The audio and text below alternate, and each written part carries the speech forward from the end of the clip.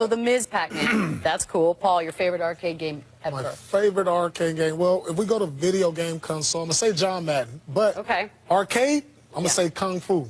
That what on? Oh no! Y'all remember that one? Yair Kung Fu. Kung Fu. Yes, you just take the stages. Yes. Can I ask you a question? Knowing how fair weather you are with your football, what team do you use in Madden? What team did I use back in 97? 97, the Raiders. Okay, this was in like 94, 95. I just want to make sure the world knew. Thank you. The Raiders. But now I use the Pats. Now I use the Patriots. Go Pats. T-Mac, what do you got? If you don't know about, let me talk to all my people out there. If you don't know about the up, up, down, down, left, right, A, B, select, start. Contra, baby. A, B, select, start, right. I feel like you just played that yesterday. That was very fresh. These millennials is looking like, what's that?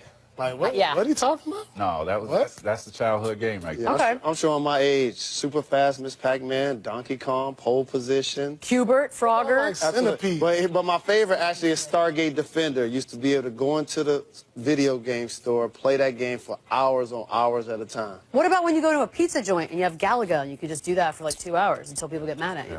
Man, I could do this all night. I think I done spent at least 10,000 quarters on Street Fighter. All my gamers, we should have talked about video games, though. We talked about double dribble off air, but the thing that frustrated me about Nintendo, you had to blow in the cartridge, put it in there for an hour, and then put another cartridge on top of it, and then it finally worked. Right. Don't knock Nintendo. That was a gift. Don't have to worry about that. NBA Live, NBA Live, John Madden football. They just download. I don't know what happened. We just turned the show into like a Joe Montana football. We get all these people that grew up in our era. Galaga. Yeah, this is taking back down memory lane. 90s. It's the last day of what's been a very eventful month. We've seen a trade involving a major star, another trade that fell apart. We've had injuries to multiple All-Stars. And Red Panda got her unicycle jacked. Not cool, bro. What January news, Tracy, do you think has had the biggest impact? We've been talking about every show that I've been on, really. I mean, all of the shows. All the shows. You're talking about the 3 shows. You're talking about 5-8. LeBron team 5-8 this month. Defense of efficiency is last in the league. Wow. Now you'll never think a LeBron team would have the worst defense in the league, and to me, this is very shocking and disappointing with this group. All right, fair enough. I got to go with just happened a few days ago, the Blake Griffin trade. I mean, I think that shocked a lot of us around the NBA world. Like I said before, usually the trades you don't hear about are the ones that usually happen.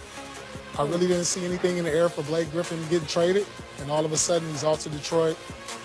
If you need some advice on where to go eat, ask Jalen Rose. I got you, Blake. I got your boy.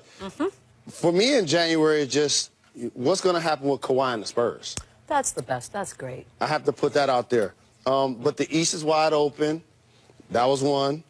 Houston is legit. But you guys are going to appreciate this one. The Greek freak can shoot threes now. Yeah, he's been shooting it well. How about that? Well, he's making threes now. He went from not shooting threes at all to now making threes. That's scary. And he's already averaging 30.